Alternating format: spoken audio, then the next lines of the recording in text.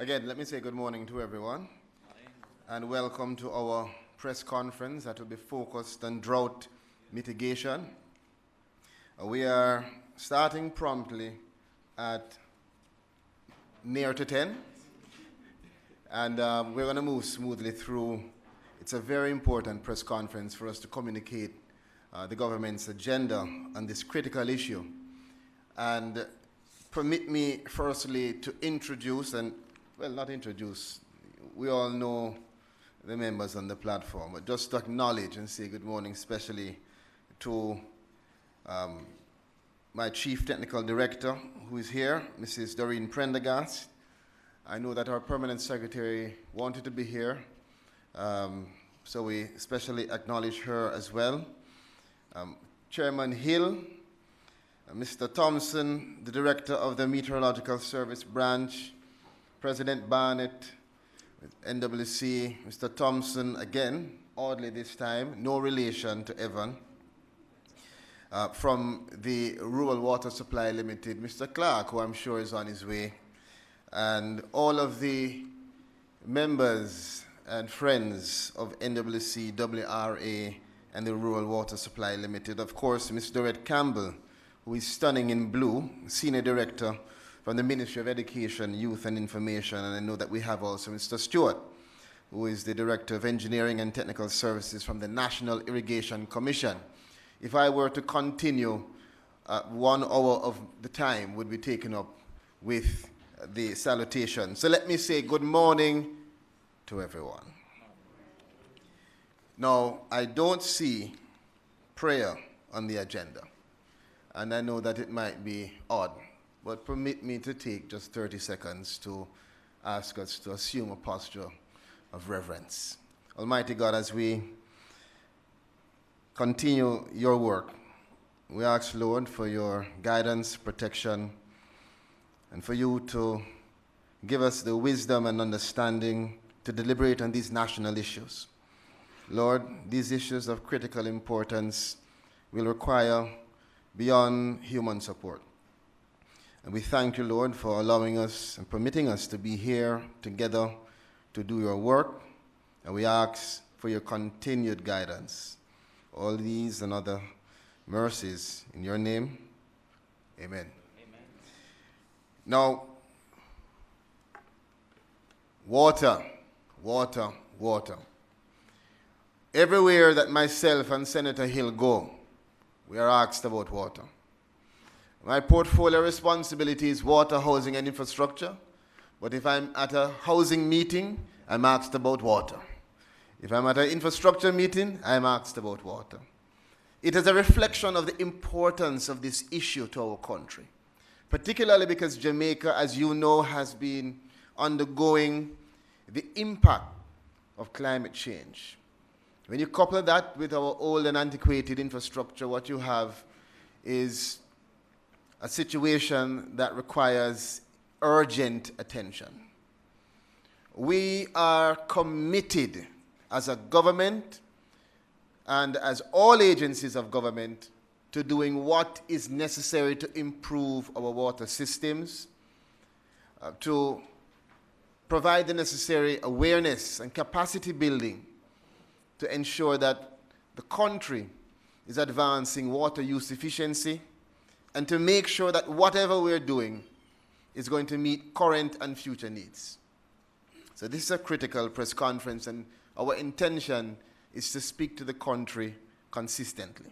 So this is one of a number of engagements that we will have as a collaborative body to ensure that Jamaica is consistently made aware of the circumstances and what our plan is.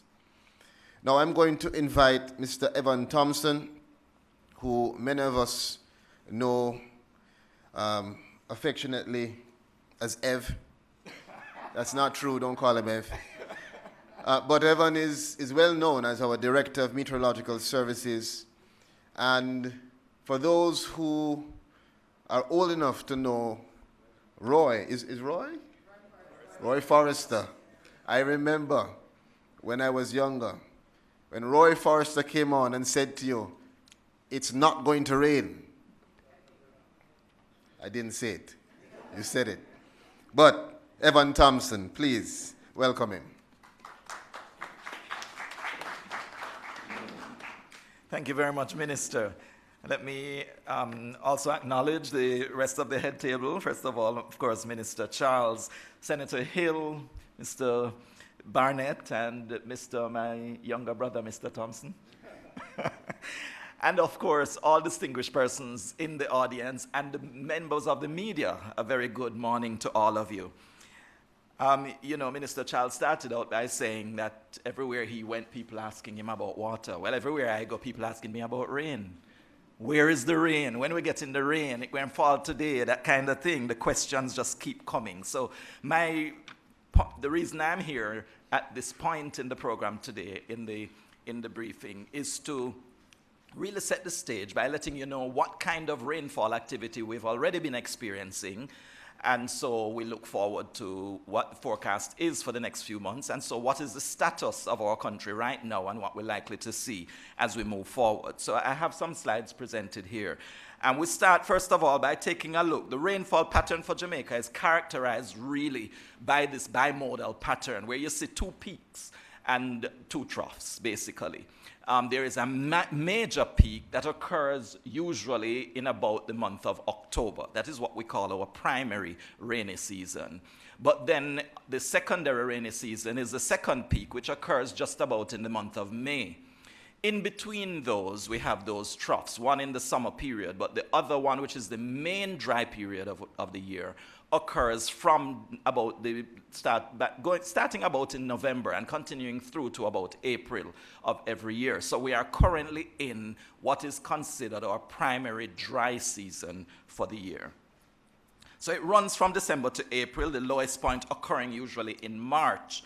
And it is important that as we enter the dry season, we look at our status, where we are with respect to what has happened before and what stage has been set, because what we hope for is to receive sufficient rainfall in the primary rainfall season of October to take us right through the dry season without too much trouble on the NWC and other sides, like Water Resources Authority and Rural Water. Everybody depends on the water, but the water that they depend on is the water that comes really from above. It's rainfall that gets into our aquifers, but also is in our runoff on the surface.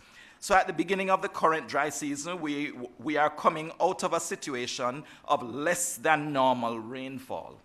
As many as 10 of 13 parishes received less rain than was customary. So that's what that chart will show you.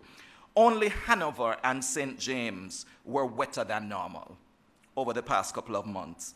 And the graphic comparison shows that St. Anne, St. Mary, and to a lesser extent, Portland and the Kingston and St. Andrew area were of major concern. Because if you see the comparison, the larger chart is showing you what the October rainfall was. The smaller one shows us what is the usual pattern for our rainfall. So we can see that we do have a little bit of a discrepancy there, a disparity, because in the October rainfall of 2019, we see that there was a drier area to the north and going toward the east than we would have experienced under normal conditions. So we see that we started out with a bit of a deficit, 10 of 13 parishes experiencing less than normal rainfall. Moving to our next chart, we'll look really at how things have progressed since that October rainfall. Because in November and then going into December, we see the patterns here. Click again and we'll see what we see November, first of all, of 2019. And in the smaller picture, we see what is normal for November. And then in our next picture, we see the December rainfall and what is normal for December. So for November, first of all, it shows that we continue a basically drying trend. More of a drying trend, mainly for eastern parishes and some sectors of the west, where you see the browns and oranges toward the west, showing up more in the November picture than you would have seen in the usual November. Okay, and less of the greens also in the northeast, where, of course, we would normally have the excess of rainfall, the Portland, St. Mary areas. December experienced closer to normal conditions. So the comparison between the December rainfall of 2019 and what is usual for December looks a little bit closer to normal, or they look more similar. So we moved a little bit closer to normal conditions during the course of December, but normal doesn't make up for a deficit before. You would need above normal to make up for a deficit. You know that when you deal with your own cash flow. If you're only getting normal, it's not going to cover what you didn't have in the months before. So we look at the next one, which is what we're going to tell you now about the drought index, because we calculate our drought indices based on the rainfall patterns over a 2-month period, and we look at how that compares to what is normal. If it falls too far below the normal, we determine whether or not we are going into drought conditions. So it is not synonymous to say that we have dry season and drought. A dry season doesn't necessarily translate to drought, but it could if the figures are much less than what is normal. So with respect to drought, we recall that drought is calculated based on the accumulation of rainfall over the 2-month period, and it represents appreciably below normal rainfall during that period. Dryness will be classified as near normal. It could be abnormal, it could be moderate, and I'm progressively getting worse. So we start with near normal, abnormal, moderate, then we move to severe, then extreme, and then we have exceptional dryness. So that is the chart, the categorization of our dryness. As at the end of December, 2 parishes were categorized as experiencing drought conditions, St. Mary and Portland. However, another 5 parish sectors, including Kingston and St. Andrew, St. Thomas, St. Catherine, St. Anne, and St. James were also drier than normal. Not drought, but drier than normal. They had not reached a threshold that would characterize them as experiencing drought. However, as I mentioned before, 2 parishes, St. Mary and Portland, were experiencing drought by our classification. So data collection for January is currently in progress. That's why I'm representing December data. January has just ended, and we are now in the process of collecting we're collecting and analyzing the data before we're able to actually put it out as the January statistics. So we're still working on the December, but you and I know that January did not produce any excess of rainfall across the country. So it's unlikely that we'll see any reversal of what we have seen going into December. So the data collection is currently in progress. Rainfall amounts were again low throughout the month.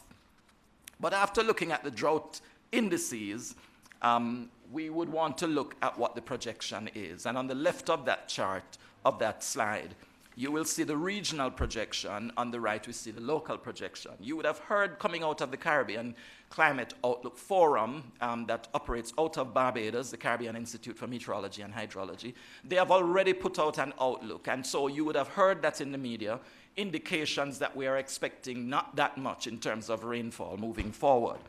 With the above normal rainfall being our only hope for replenishment of our water sources, the regional forecast for the rest of the dry season is projecting that conditions will remain on the drier side of normal through to at least April. That takes us through the dry season. This is the view of the Caribbean Climate Outlook Forum. Local analysis also points to near normal drying trend for most of the country. So we are expecting near to normal conditions, but more with a bias towards dry conditions. And this is for most of the country. But St. Mary and St. Anne could experience moderate drying. So we are expecting in some areas it will be nearer to normal, but moderate drying is expected in the north central to northeastern parishes. This is kind of a deja vu signal for us, and it could spell further concern for the availability of rainfall in the corporate area. We will recall that in 2019 there was a deficit mainly in that sector of the island, the northeast and generally eastern parishes, but the northeast in particular, and the sections of the island that depend very heavily, or where the dependence is very heavy for the rainfall, feeding the corporate area, and where the majority of our population exists. So it is critical to maintain our conservation practices nationally as well as at the domestic level, bearing in mind this projection that we have at the moment. That basically is the news. I don't want to tell you good news or bad news. Depends on how you look at it. That's the news for you. Thank you.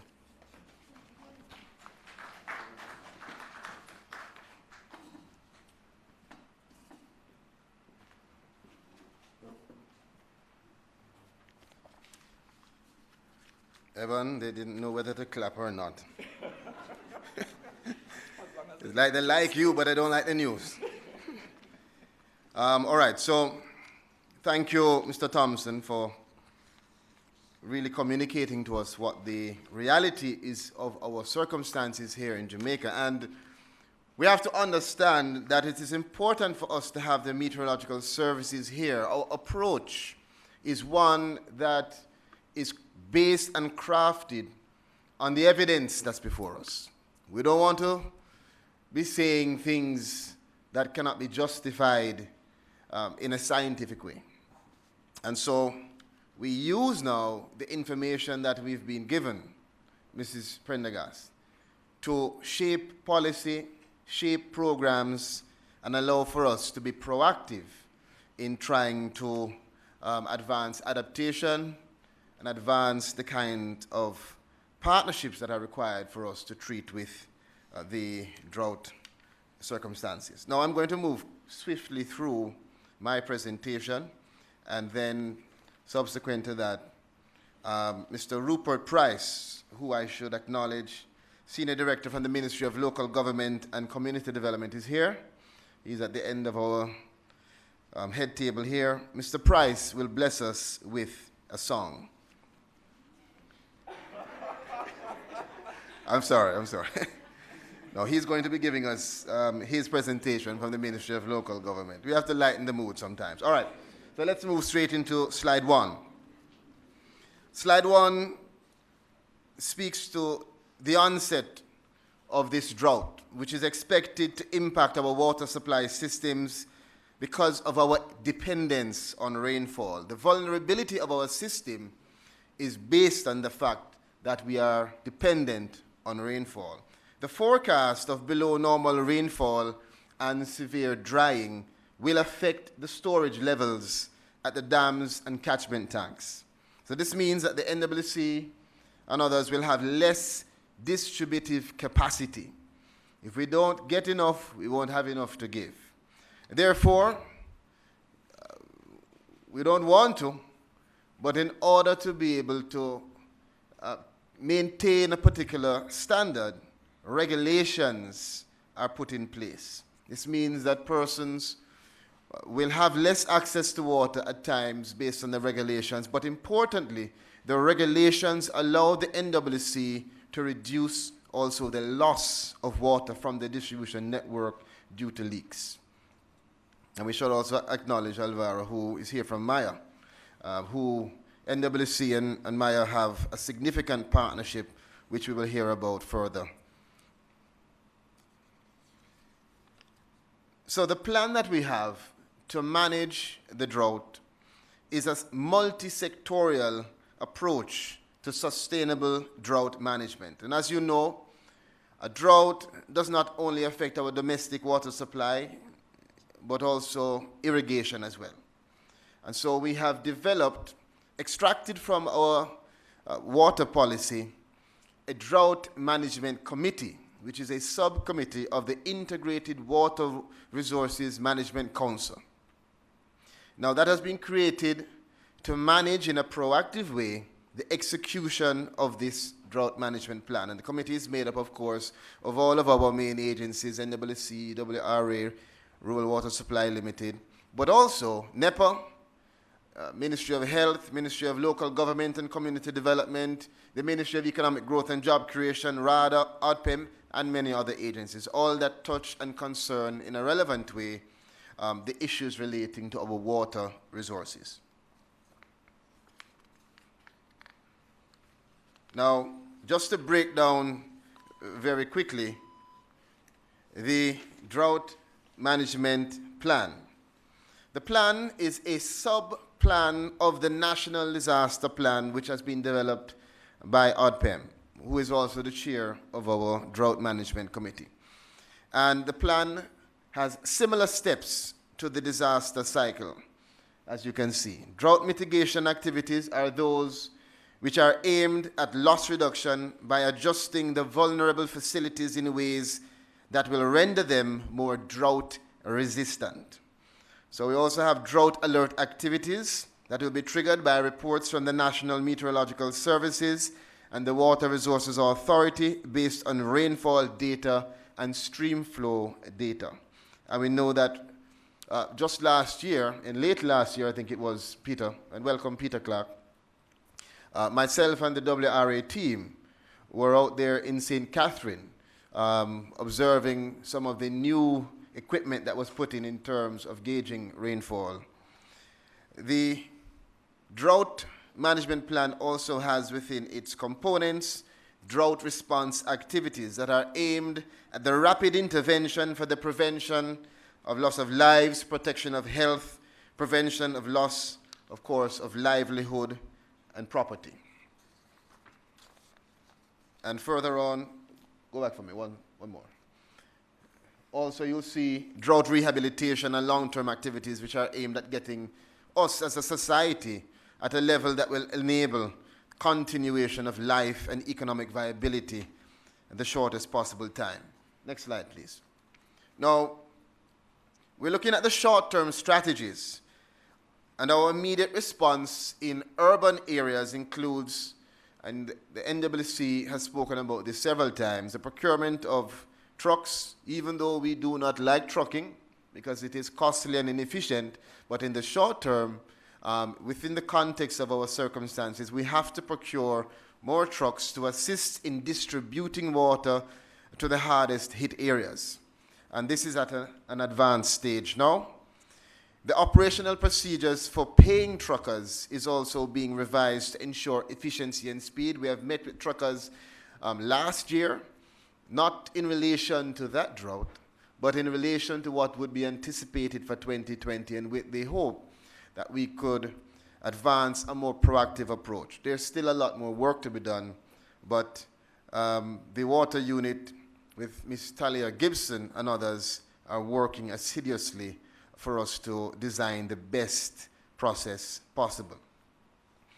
There will also be a set date for the submission of all invoices for payment from the municipal corporations, which will be processed within the month, and we know that that has been one of the issues that we've heard that has contributed to the delay. And during the drought period, the fee for sterilization is proposed to be waived, something which several truckers that we have interacted with and engaged has indicated as one of the obstacles to them doing more trucking. Next slide, please. So to continue the short-term strategies, we will be ramping up our efforts in ongoing activities such as the distribution of black water tanks to help citizens increase their storage capacity, and these are affordable and reliable. And we have been across the country doing this, NWC, Rural Water Supply Limited. One of the main challenges in water supply is also the age of our distribution system. We have old, antiquated pipelines.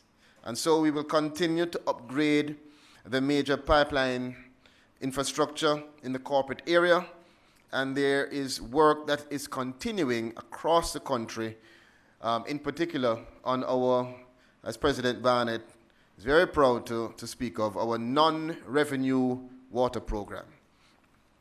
And for those who are not aware, that non-revenue program is targeting reducing our non-revenue water, which is the water that we lose. We've produced it, but from source to your home, a large percentage is lost, either through the leaks or from co-owners who decide to take from it without making the requisite payment to Mr. Barnett and Senator Hill. Next slide, please. Further short-term strategies specific to the Rural Water Supply Limited in rural areas So far, over 101,000 gallon storage tanks have been distributed to the hardest hit communities. And some of these tanks are placed in central areas to increase the capacity of storage for hundreds of residents. You know them as wayside tanks. We also have to acknowledge the Ministry of Local Government and Community Development. My colleague and senior minister, Minister Desmond McKenzie, who also has his program, which I'll leave for Mr. Price after he sings to tell us about. Next slide, please. So, very importantly, 26 rural water system projects will be completed, and this will bring water to over 56,000 residents in rural Jamaica. 18 of these solutions will be completed by March, and the other 8 projected for June of this year. Now, we have on this slide, I'm not certain if you can see it clearly, but there is a list of projects that many of which I've had the opportunity myself to visit.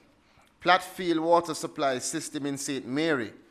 The team recently went to Plattfield, and we met with several residents that are excited about the solutions being presented to them. A lot of work is being done there. Charlestown in Portland. We were just there recently with the members of Parliament. Tiki Tiki in Manchester. Pear Tree Grove in St. Mary. Portland Cottage in Clarendon. I was there yesterday. Plum in St. James. Johnny's Hill in Clarendon. And Golden Hill Tank and Pipeline in rural St. Andrew that we have visited as well. And this is not the complete list of projects that are being undertaken by the Ministry of Economic Growth and Job Creation through our agencies, but it gives you an idea that the government is committed to executing these very important projects. Furthermore, we have 20 catchment tanks that are to be fully renovated by March of this year. We know that 12 have been already rehabilitated and 8 are to be completed by end of March, I'm advised. And these tanks have the capacity of over 100,000 gallons, which can support a community of 300 people for 30 days once it is full. Also, we have targeted critical institutions such as hospitals and schools, and when appropriate, we intend to also visit some of these institutions to highlight the work that has been done in collaborating with them to increase their own storage capacity and efficiency in how they distribute water at their specific institution. For the schools, we have 38 schools so far that are to be fitted with rainwater harvesting systems by March of this year. 20 of these have already been completed. 18 are at an advanced stage. Those who are on social media and would have seen through our social media at NWC, mine at Peachas, JR, Meg JC, where we have communicated a lot of the work that we've done from Enid Bennett to other schools across rural Jamaica. What's very important is that we have connected the need to ensure that the systems that we introduce are also fitted primarily with renewable technology. And so the systems utilize primarily solar technology for pumping and 20,000 gallon storage tanks. And that's very important because as our Prime Minister and the Minister of Economic Growth and Job Creation has mandated us to, as best as possible, introduce renewable and innovative techniques in all that we are doing to advance our efforts in water use efficiency. Now, we will be streamlining and collaborating on several activities. As you know, the Ministry of Local Government and Community Development is an important player in the provision of water through minor systems and trucking. And we had what I can only define as an excellent meeting with the minister and his team a few weeks ago, leading into their press conference actually, where we discussed strengthening our collaboration and ensuring that the two ministries are working together in a cooperative way to advance getting water to communities, particularly those that are most vulnerable across our country. So this includes procuring similar water trucks as they will be doing to facilitate the efficient maintenance. And the Ministry of Local Government and Community Development and the Rural Water Supply Limited will work together to clean and rehabilitate water tanks in rural areas. And we will be moving to implement water use efficiency technologies and rainwater harvesting infrastructure also in infirmaries, as well as jointly determining priority areas for minor water system development. Now, very near and dear to my heart is the Water IQ initiative, an initiative which was developed last year by the Ministry of Economic Growth and Job Creation, Mr. Lindsay and others who have contributed to the creation of this initiative that is targeting, firstly, our schools, our students, and our teachers, but intended to go across the country, to be a public education and awareness campaign. Now, Ms. Bennett from the Rural Water Supply Limited and Mr. Lindsay from the ministry have been pivotal and critical in advancing this wiki initiative. But we also have with us a steering committee which involves the necessary partners. And so we have to also acknowledge our representatives from the Ministry of Education, Youth and Information, Mrs. Campbell, and all of the other members of the steering committee who are advancing the wiki initiative. We've been to several schools. What it does is we go into the schools and identify students who become water monitors. And these students are trained and they are supervised by a teacher that's defined as the water coordinator. And when the water monitors are trained, they become the standard bearers not only in the school, but we have found that they not only go around and ensure that there's water use efficiency of other students, but that at home, the reports from the parents, Mr. Barnett, are that the students are coming into the home and taking over anything that has to do with water. Mommy, turn off the tap. Daddy, flush the toilet properly. Mommy, this is leaking. Go and get something to fix it. So it's not just about the schools. It is about identifying ways of innovating and introducing these necessary adaptive techniques through the schools to the community across Jamaica. And I must tell you, Mr. Thompson and myself, who have been at all of these openings, we are so impressed with our students, with the level of excellence, energy, and how they inspire in their own development of even music and songs, creative ways of getting the awareness out more than we could even imagine. So you'll see some slides here. Will we get any music on this? No audio. But here you have some of our students from Lawrence Tavern Primary who actually, they put together their own anthem, their own song about water use efficiency. And we have students from across the rural Jamaica that we have interacted with who have come up with creative ways. Next slide, please.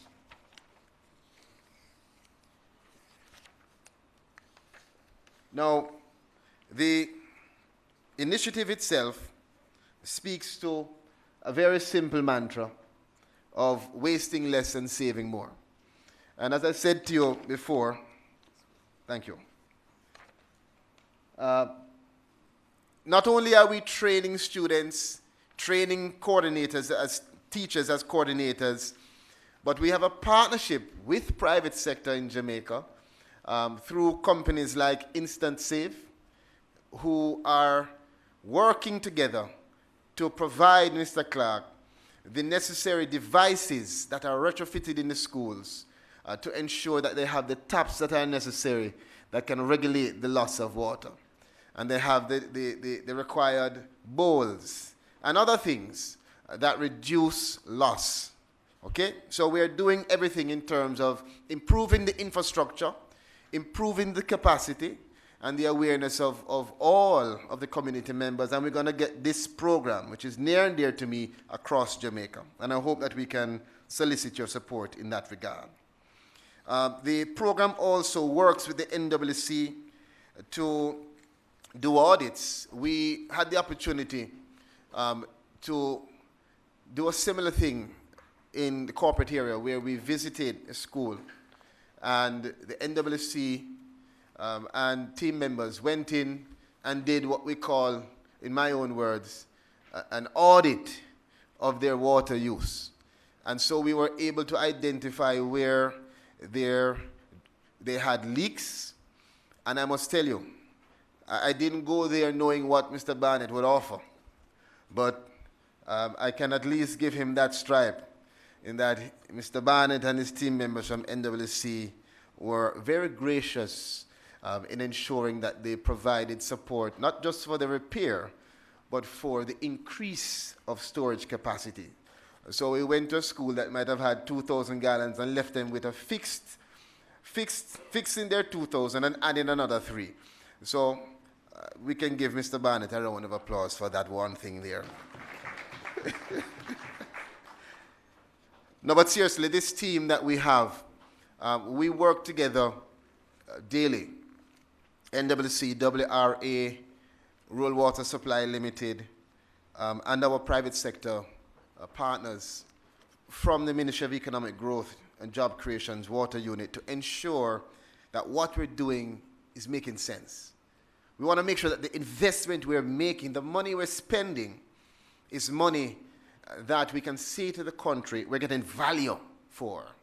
So we are very focused on ensuring that we remember the mantra of sustainable development means we have to ensure children are involved.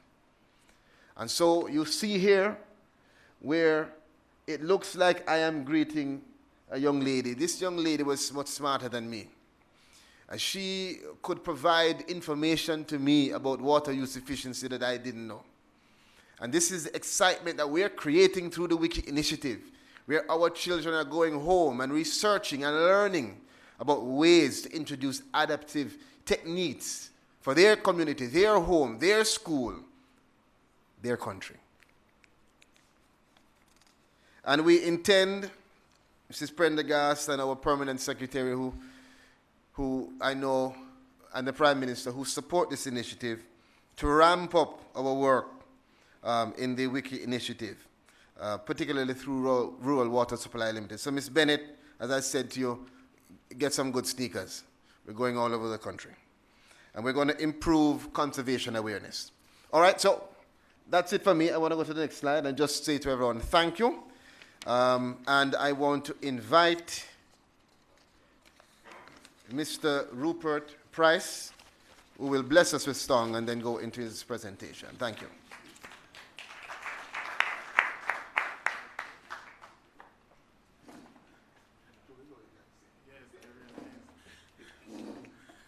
Well, he just said he knew I can sing, but I know he's not asking me to sing.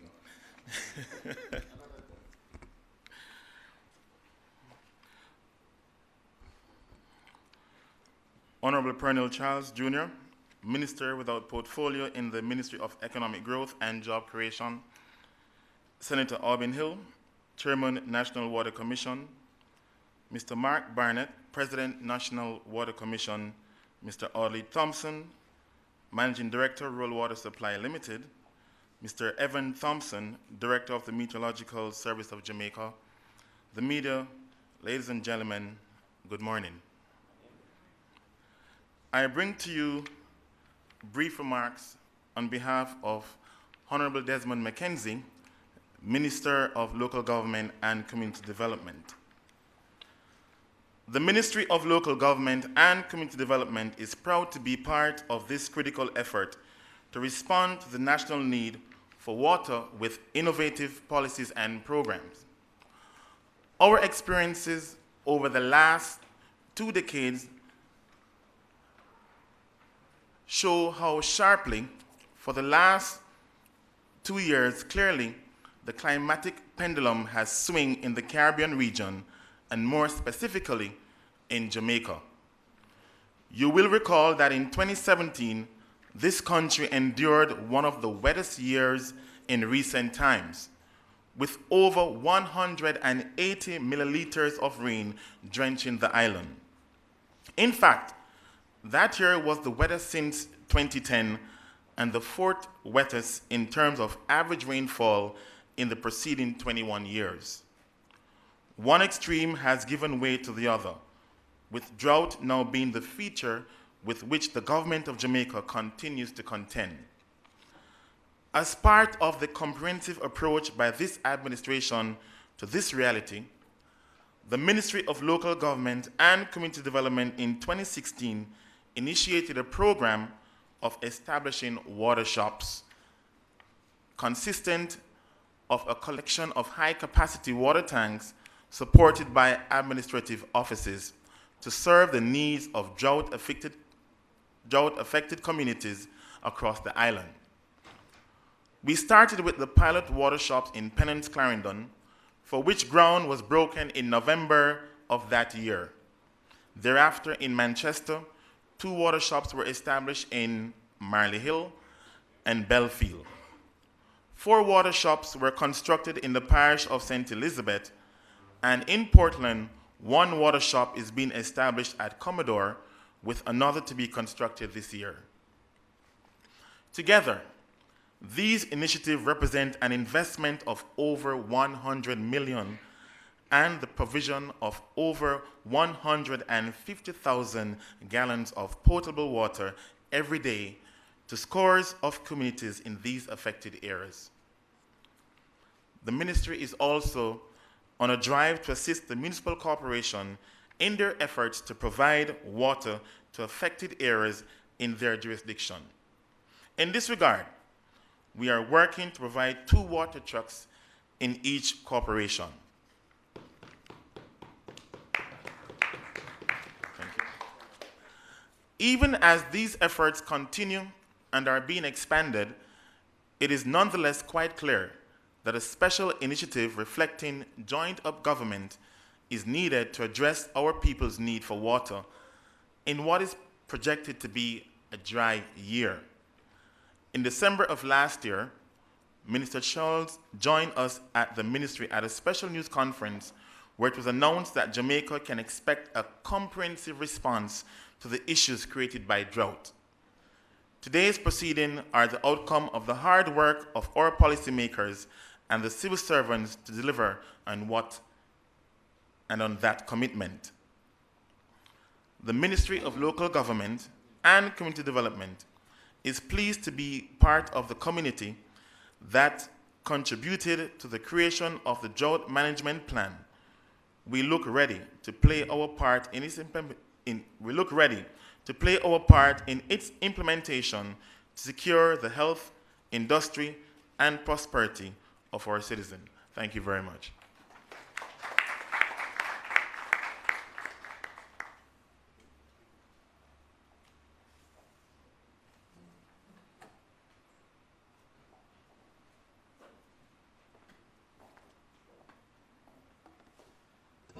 All protocol observed. Ladies and gentlemen, it's again, I would say a great pleasure, but it's a difficult pleasure to be here with you, just because of the realities that we face going into a dry season. It is not a time to be despondent, which is why we're here this morning. It's a time to say, look, we have been given some gifts by the divine authority who the minister invoked at the beginning of this press conference, to use our senses, to use the resources that we have, to use the resources that have been given to us and resources that we as individual Jamaicans possess to make sure we conserve, reuse when you can, and recycle when we must. Water is critical.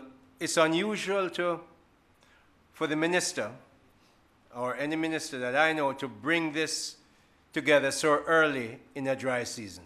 But it's because we at the National Water Commission, at the board level at which I serve, have been working very, very closely with the management and with the ministry. The permanent secretary, who isn't here this morning, Mr. Sewell, Minister Charles, and above all of us, the Prime Minister, who is the Minister for Water, to make sure that as a dry season comes, which is not the first time we're going to have a dry season, that we use the resources we have, whether it's trucking, which is expensive, and we don't like to do that, but we must, fixing tanks, and the President and I have been from St. Thomas to St. Elizabeth, climbing up on 500 feet tanks, making sure that we put them back into work, and to do something else. Every time we put back a tank in operating facility and fill it up with water, we put an NWC brand on it for two reasons.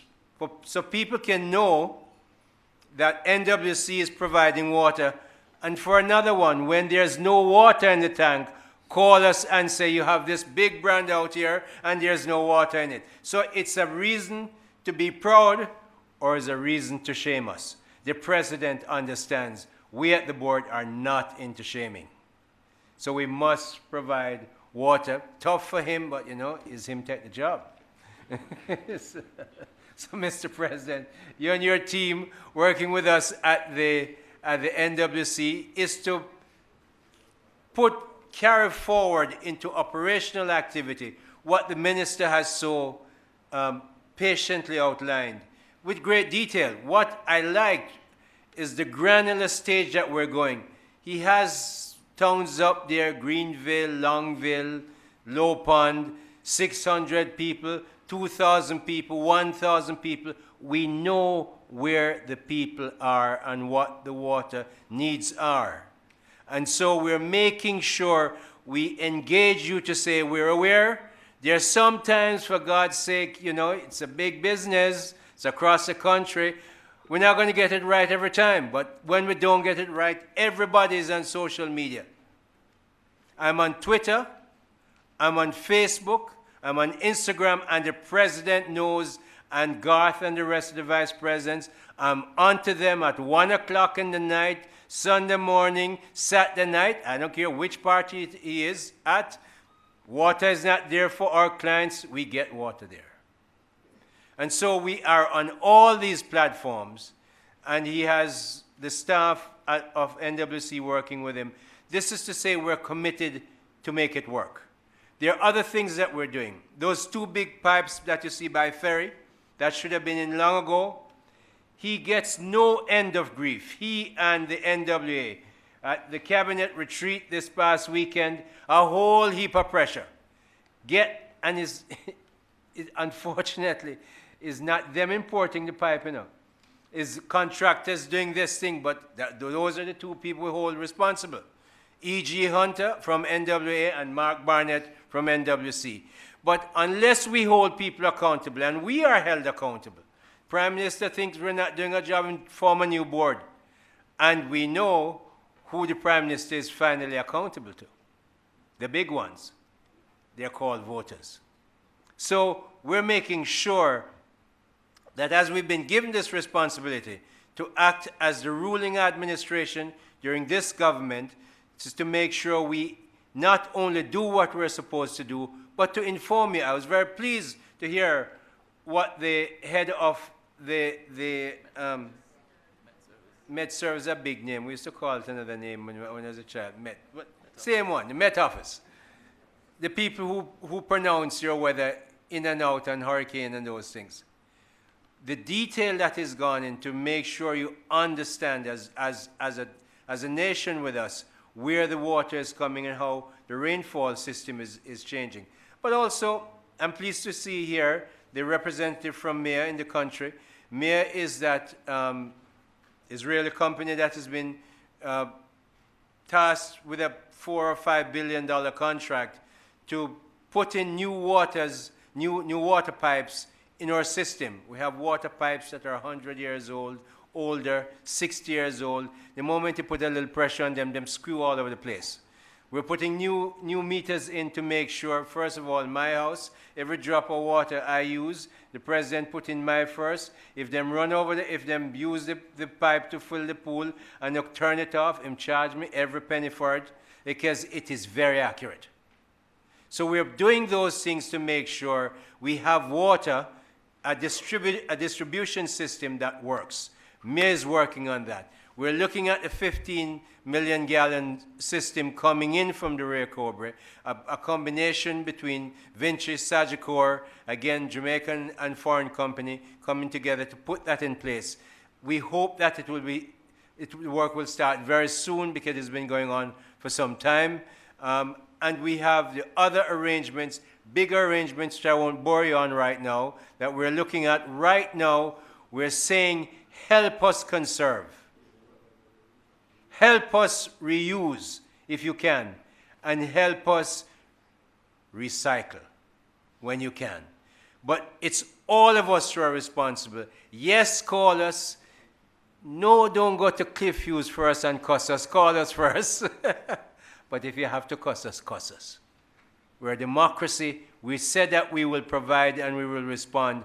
And by God, I can tell you, when I get those calls, I respond. And the NWC is there to respond, and we're making no joke or apologies about that. Work with us, and thank you.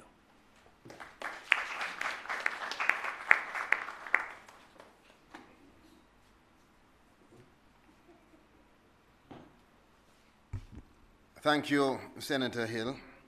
Our chairman of the National Water Commission. Permit me also to acknowledge Mr. Thompson, who is here from OPM. Another Thompson. Another Thompson. I say we share the same hairstyle. It's with the same barber we go to. But, so some important information has been relayed.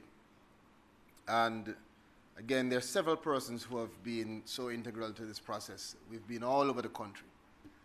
We have been dragging Mr. Delano Williams and Ms. Bennett and everybody because we're committed to getting this done. We have to remind our residents and Jamaicans to waste less and save more. And I know sometimes when you say that, first thing come to mind is, why don't you provide water more? But we're at a stage now where we have to just recognize the need for all stakeholders to contribute positively to protecting our water resources.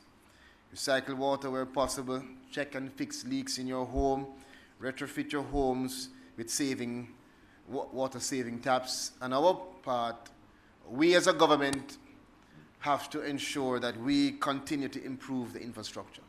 We have some work to do, but we are getting that work done. And we are improving our infrastructure, we are improving our maintenance systems, we are introducing systems now that will ensure greater sustainability. We're enhancing communication. Mr. Carr, as you see, we are here right now talking to you, and we're increasing capacity. So, Mr. Thompson was going to speak, but he has said to me he'd rather respond to questions. So I'll end it there, and thank you all for being so attentive, and invite the media to ask us a few questions. Please just state your name and the media entity. Right. Minister, the question is to you. Vashan Brown from TVJ. Now, late last year, you had said you will not allow the effects of last year's drought to be repeated this year.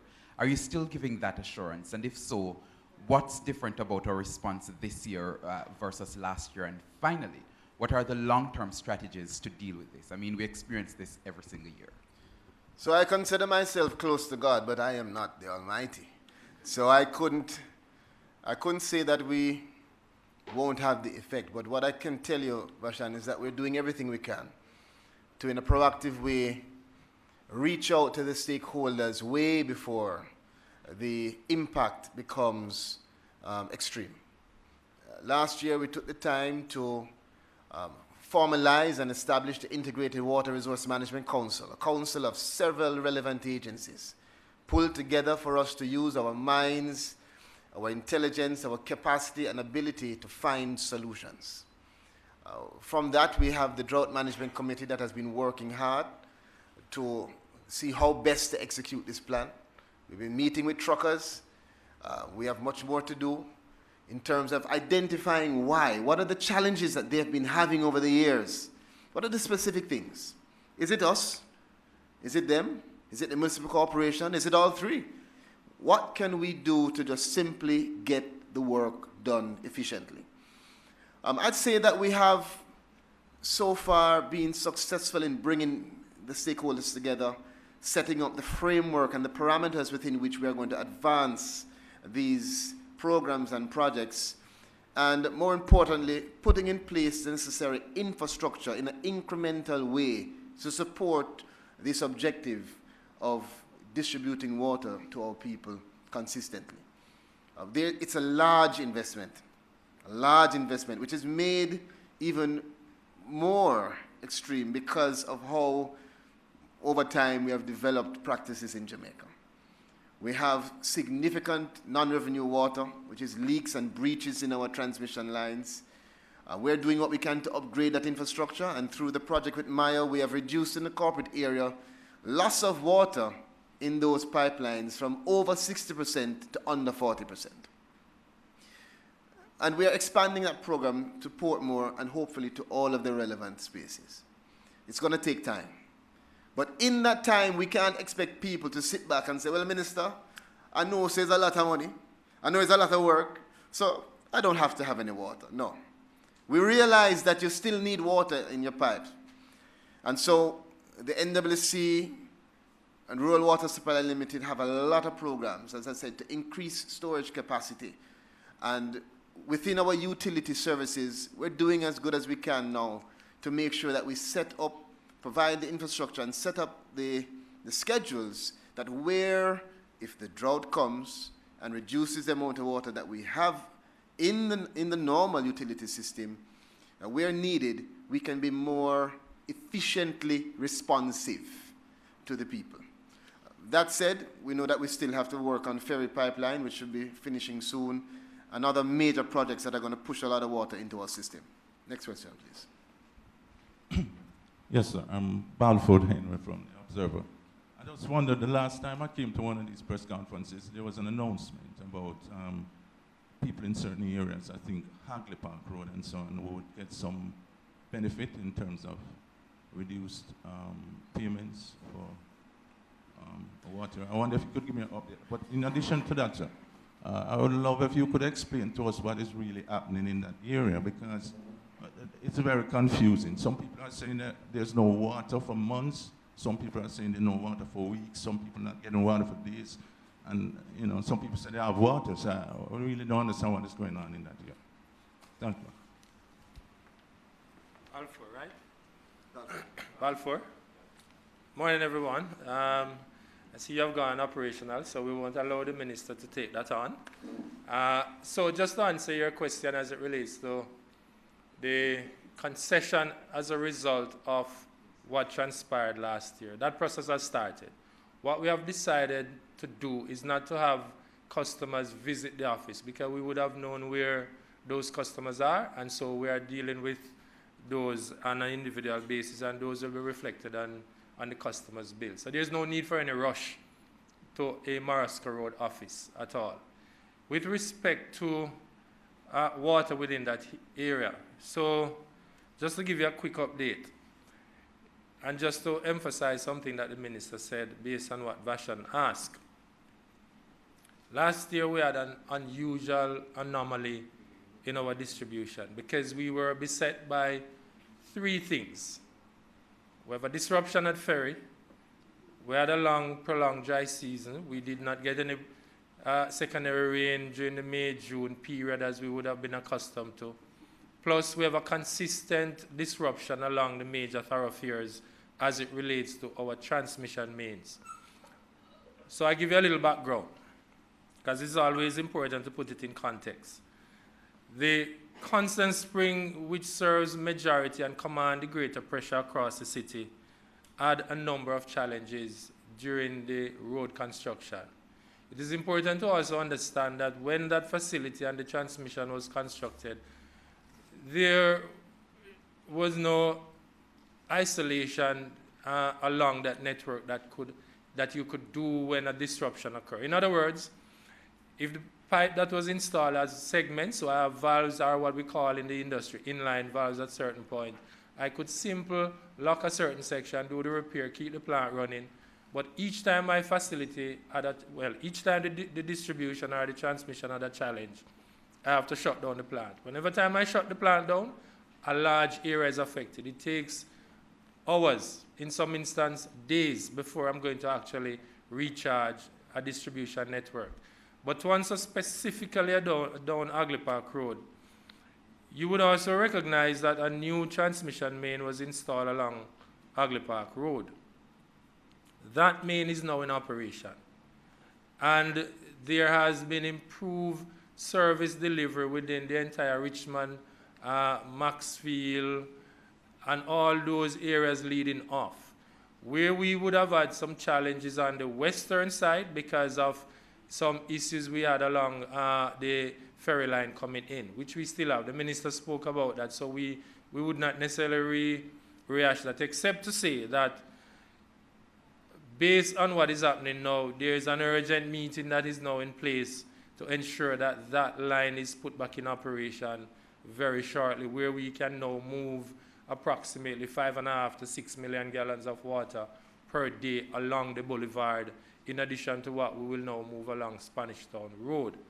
So if you're speaking about sections of the network served by the new installed and newly activated commissioned Hagley Park Road transmission main, we are not having any prolonged disruption of service to any customers along that road. But if there are specifics, the lady sitting beside you is my VP of Operation East. You can just share with her the location, and we'll certainly check that out. But that's not what we are seeing in the network at all.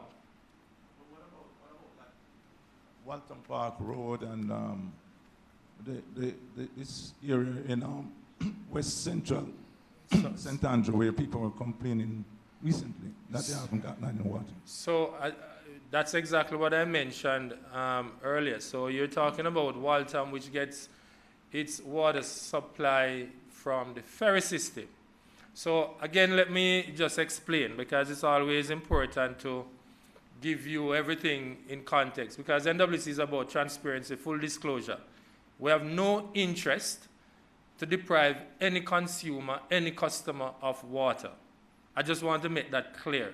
We have no interest whatsoever, because we're in the business of selling water to make money so that we can improve the system. It is foolhardy of us to be depriving customers from that service. What we have in that area is a limitation, because again, when the main pipe was disrupted, we laid a bypass, which was much smaller than what would have been required, and we are now serving that general area from two sides.